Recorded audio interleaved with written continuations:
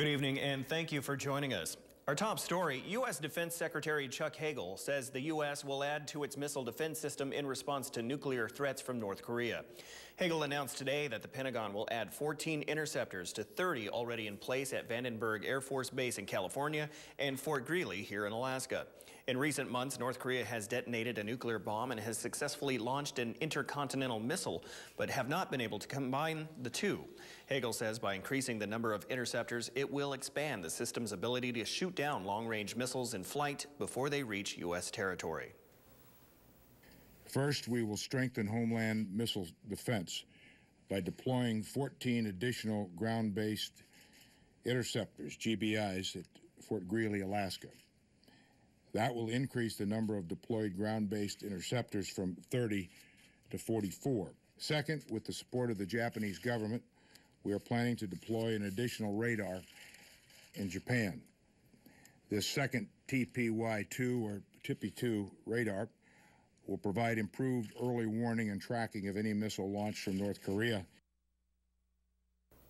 A local grand jury has indicted a 48-year-old man on manslaughter charges related to the brutal beating of an elderly man that later died from his injuries. Alfred Harold Woods is being held without bail at the Fairbanks Correctional Center, charged with manslaughter in the first degree. Woods was arraigned on the charge this morning in Fairbanks Superior Court. Woods is accused of beating 68-year-old John Alexander in the Steese Highway community of Circle on January 12th. Alexander died about a month after the incident took place. Woods originally had been charged with assault in the first degree, a charge that was later upgraded after Alexander died. Relatives of John Alexander spoke to the News Center this week about the case and their intent on seeing justice served. Well, it was concerning him. It's been quite a while since it happened, and we haven't heard anything from news media.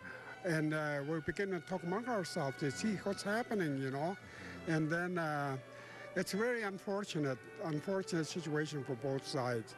Okay. We are all native community, and usually things like that is just unfortunate. We were practically neighbors, grew up together. We hunt together, fish together, and we did a lot of things together. Good so man. I agree he was a good man. Woods' defense attorney, Carla Taylor Welch, refused an on-camera interview with the News Center, but did say her client is, quote, innocent until proven guilty, end quote, and that no one actually witnessed the assault on Alexander.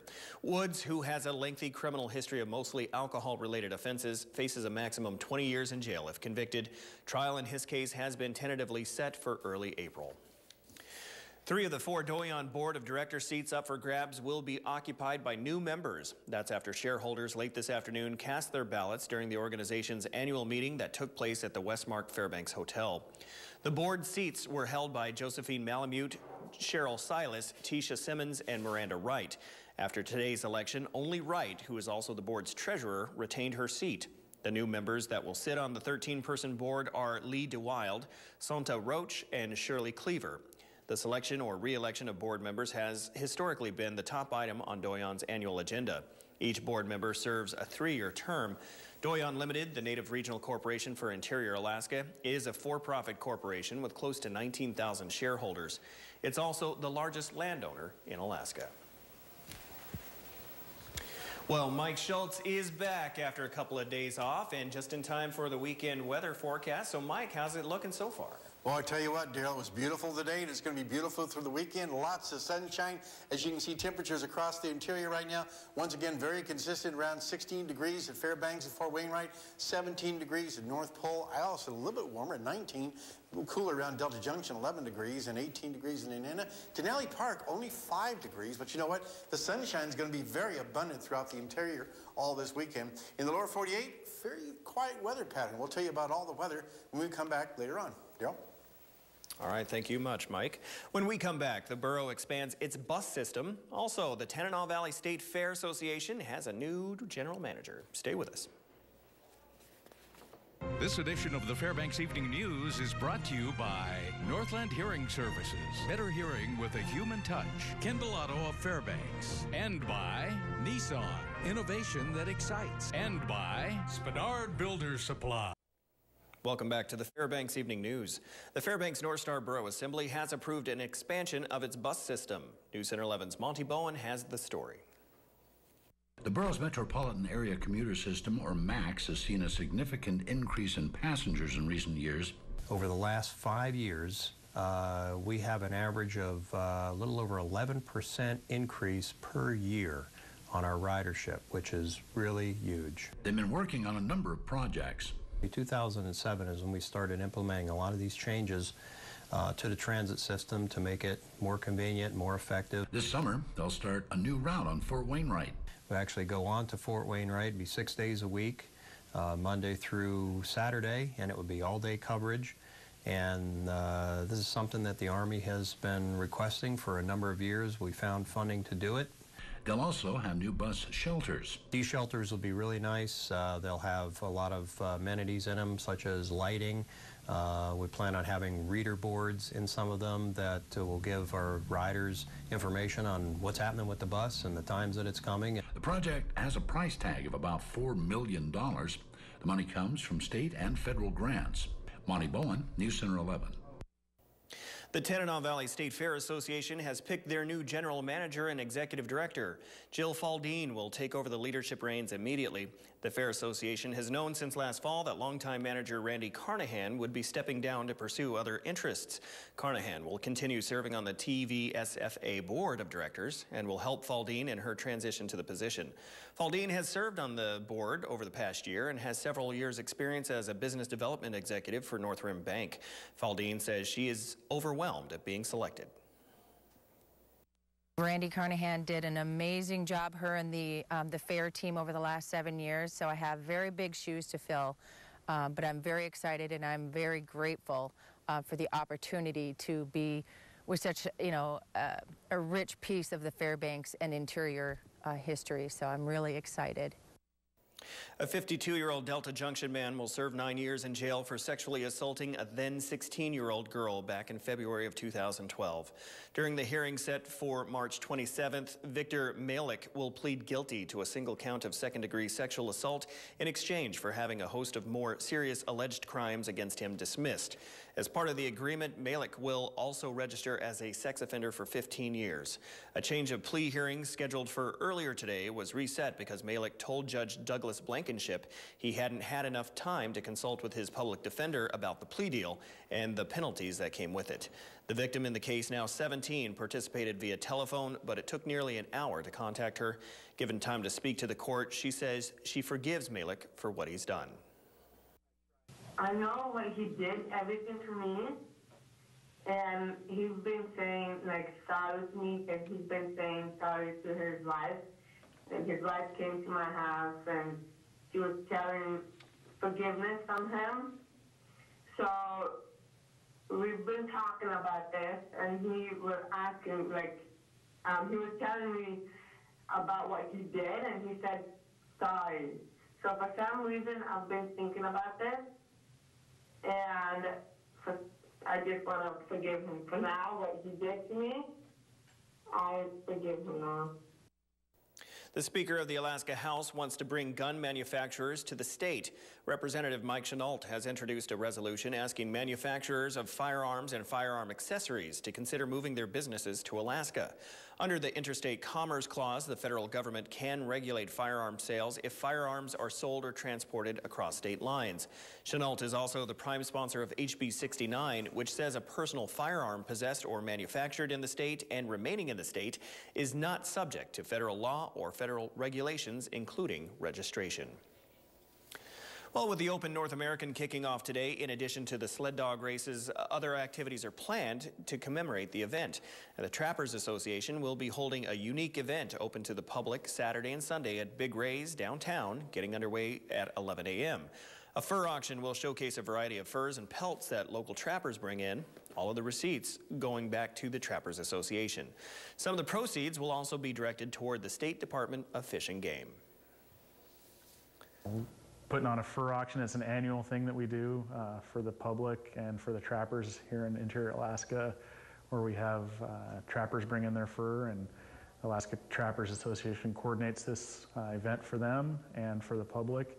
We do it in coordination with the Open North American Dog Races. It's at the parking lot for Big Ray's downtown, and it starts at 11 o'clock on both Saturday and Sunday this weekend. and it will go for a couple hours, about 2 or 3 hours both days. Speaking of the Open North American, Joe Cook is here now, and you were out there all day getting your first taste of sprint dog class races. Yeah, I was out there downtown Fairbanks, right there on 2nd Avenue, and it was a sight to see. The dogs were coming just right by me. I was right there. We'll take you there for the start, and also big news on a local basketball player making a comeback. That and more in sports.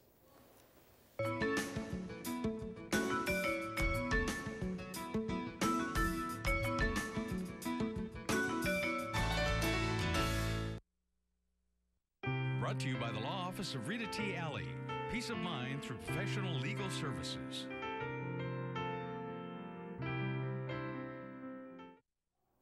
Hello, Interior Alaska. Joe Cook here in the sports seat for you on TGIF. The weekend is here, and to start it right, let's talk some sports. The Open North American Championship started today around 1 o'clock this afternoon. 15 mushers had an interval start in downtown Fairbanks on 2nd Avenue, and it was a sight to see. John Earhart started off, followed by Paula Cenero, Mike Fields, Mark Hartoum of Canada, Jack Berry, Marvin Cochran, Jesse Holm, Ken Chesnick, Greg Salenti, Rob Warden, Don Cousins, and Egil Ellis wearing bib number 12. He had a number 12 big, ironic because he was the Open North American champion 12 times, 5 straight, and at 13 was Michael Tesner, then Mike Stevens and Arlie Reynolds at 15. 8 IFSS mushers were also in the race, which runs through Sunday. I talked to Earhart, who won the Open North pole, if you will, by draw, who talked about leading off this major event and his strategy for the race. Just try to have 3 clean runs right in a row. That's my goal. Because it's just one of the better races in Alaska. It's one of the best races up here. And last night, the Ice Dogs put their 7-game winning streak on the line against Fresno. An 8th win would be a gutsy one for Fairbanks. It was Military Appreciation Night in the Big Dip, and the Ice Dogs showed their love by scoring the first goal of the game by Jacob Hetz. He put the Ice Dogs up 1-0 in the first. And then after that, it was a goalie show. Steve Perry and Macaulay Hott put on a show with some great saves. It was 1-0 in the third, and then to play the game happened. Kyle Lee goes all out with the diving pass to Clement, who passes to Hetz, and he does the rest, making it 2-0 Ice Dogs, and that would turn out to be the game winner. Fresno got on the board late with the Jacob McDowell goal, but Steve Perry closed the door in the last minute, and the Ice Dogs win 2-1. Hetz has now scored 5 goals in the last 3 games for Fairbanks. I don't know, but I like what I'm doing right now, so I'm going to keep it up. In the locker room's a big key. Hinsey helps us out by staying focused. Same with Raul. Mainly the older guys keep us focused when we're in there. They always keep our heads on straight. We need to be better with our shot selection as well. I think we shot the puck high too much and didn't create those second, third chance opportunities. I think we need to test goaltenders' feet a little bit more, especially early in the game. I didn't think we were extra sharp tonight.